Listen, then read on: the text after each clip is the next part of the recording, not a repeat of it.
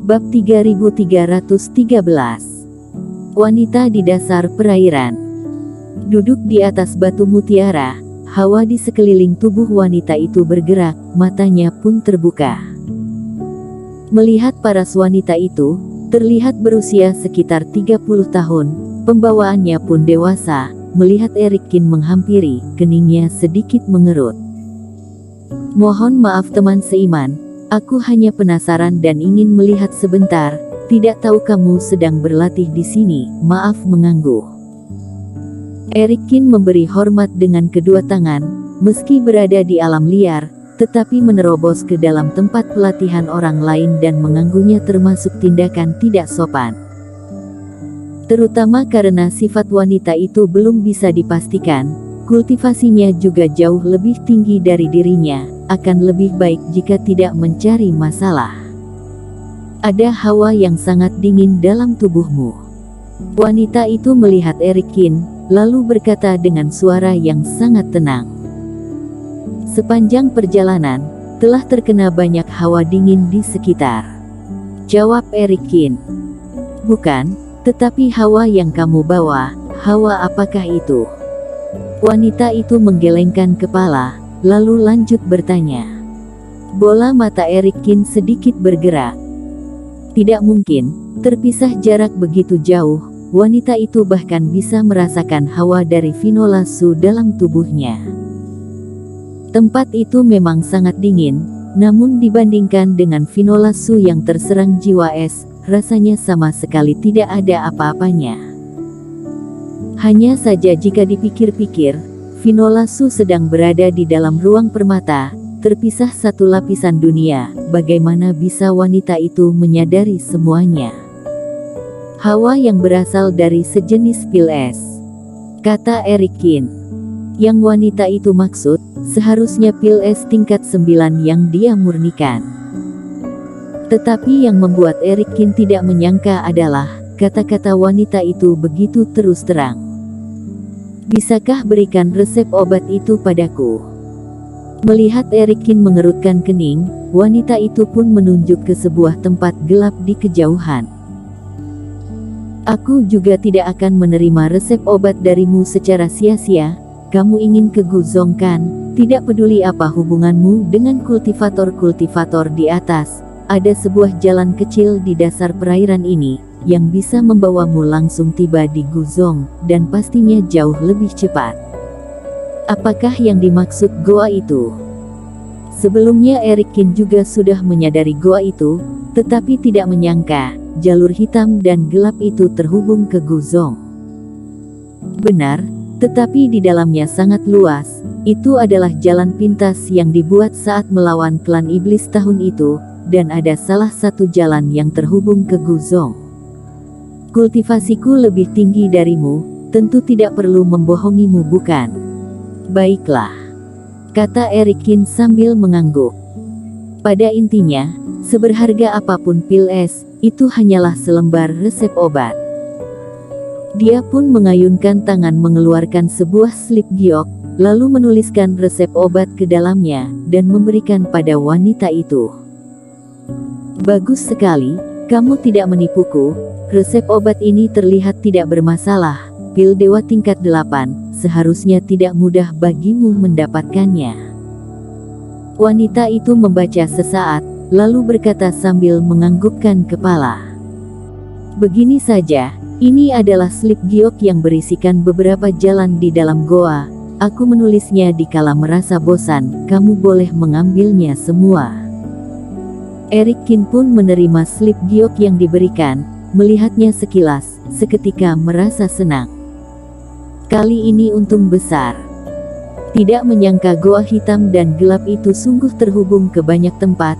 Dalam slip giok yang diberikan wanita itu, bahkan terlihat kata-kata kolam darah Kaisar Iblis. Gambarnya begitu rumit, tidak seperti dibuat secara sembarang. Jika tidak, tiba di dalam goa, Erikin pasti akan merasakan kejanggalan. Dengan begitu kelak saat ingin pergi ke kolam darah Kaisar Iblis, dia pun akan semakin dimudahkan. Tidak menutup kemungkinan akan lebih cepat dari Tetua Di dan rombongannya. Tiba saatnya nanti jika dirinya sampai lebih dulu, bukankah situasi akan sangat menyenangkan? Selesai transaksi, Erikin pun tidak langsung memasuki goa seperti yang wanita itu bayangkan. Dia malah melompat menuju ke atas. Guzong memang harus didatangi, tetapi api suci harus dia simpan lebih dulu. Awalnya wanita itu mengerutkan kening, namun setelah itu hanya bisa menghela nafas. Terlihat setelah Erikin terbang hingga ke atas jembatan, tubuhnya penuh dengan percikan api, bahkan gerakannya sampai menciptakan cahaya keemasan. Ekaristis Yandi berputar, dilengkapi dengan mantra suci api abadi. Saat ini cahaya pada tubuh Erikin bahkan lebih menyilaukan mata dibanding percikan api pada batu-batu jembatan. Meski api suci itu sangat arogan dan menakutkan, tetapi setelah menyambut serangan bertubi-tubi dari Erikin, ada sebagian api suci berukuran besar yang langsung terbelah, lalu masuk ke dalam tubuh Erikin. Memiliki tidak kurang dari 20 jenis api suci, tetapi malah seringkali memurnikan pil es, pemuda ini sungguh aneh. Dari dasar perairan, wanita itu berkata-kata sendiri. Setelah mengumpulkan api suci itu, Erikin kembali menuju ke bawah. Dia memberi hormat kepada wanita itu dengan kedua tangan, lalu terbang ke dalam goa. Sejak awal hingga akhir, keduanya tidak saling menanyakan nama dan identitas, sama halnya orang asing yang berpapasan di jalan. Dengan mengacu pada slip giok yang diberikan, tidak ada bahaya apapun di dalam goa itu. Erikin sama saja mendapatkan jalur tanpa halangan. Dia menggunakan kecepatan tertinggi terbang hingga ke ujung goa. Dan tiba di luar, cahaya terang kembali terlihat. Erikin menyadari mulut goa itu mendadak bergoyang dan menghilang tanpa jejak. Tidak terlihat perbedaan apapun dengan lingkungan sekitarnya. Jika bukan karena dirinya jatuh ke dasar perairan, nampaknya memang tidak akan pernah menyadari keanehan-keanehan di alam liar itu. Berjalan tidak lama, sebuah gerbang besar yang megah pun hadir di hadapan Erikin. Meski sudah ditinggal sangat lama, berbagai jejak usia pada gerbang terlihat jelas, namun secara keseluruhan masih memberikan kesan megah dan berjaya pada hati setiap orang. Akhirnya sampai.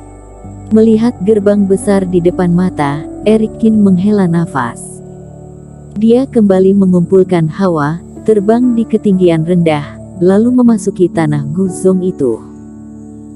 Tanah Guzong itu adalah tempat berjaga para kultivator biasa pada zaman itu, tempat terakhir bagi mereka mengadu hidup. Kawasannya pun sama sekali tidak kecil. Meski karena alasan tertentu, ada bagian-bagian yang runtuh cukup parah, ada juga tanah-tanah berbahaya yang tersembunyi, tetapi Erik datang bukan untuk mencari benda berharga, dia pun melihat menggunakan mata dewa dan dark eye, lalu melintasinya. Tempat ini besar sekali, entah di mana keberadaan ilmu tiada dua itu, sepertinya tidak mudah ditemukan. Berjalan sambil mengamati lingkungan sekitar, Iblis Fu pun tidak tahan berkata-kata. Sesuai perkataan Tuan Istana Bintang, seharusnya berada di atas sebuah batu atau giok, kita harus mencari perlahan, kata Erikin. Tahun itu setelah menemukan ilmu tiada dua, tetua itu sama sekali tidak memberitahu letaknya pada orang lain, hanya disimpan sendiri dengan sabar.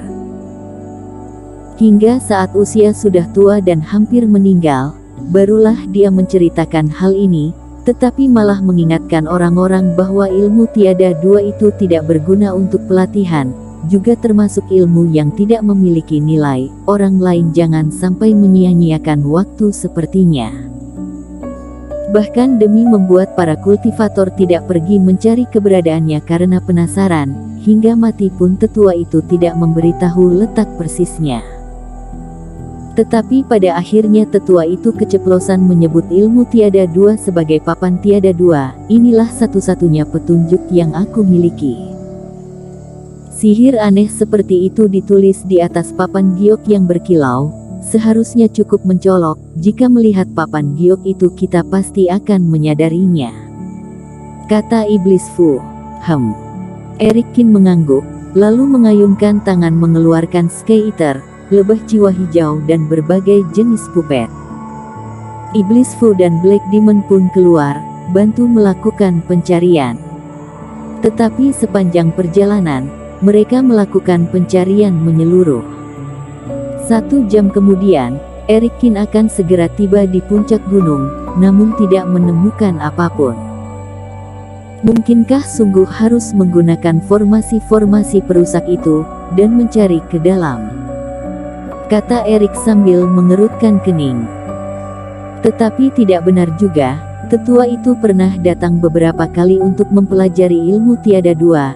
Jika sungguh ada halangan, pasti semuanya sudah dihancurkan terlebih dahulu. Lihat ke puncak gunung, jika tidak ada baru gunakan cara bodoh, manfaatkan cara merusak. Kata Eric sambil membulatkan tekad dalam hati. Dengan teknik pola dewa profisien miliknya, ditambah bantuan mata dewa, meski cukup menguras waktu, tetapi setidaknya masih bisa diteruskan. Bersambung.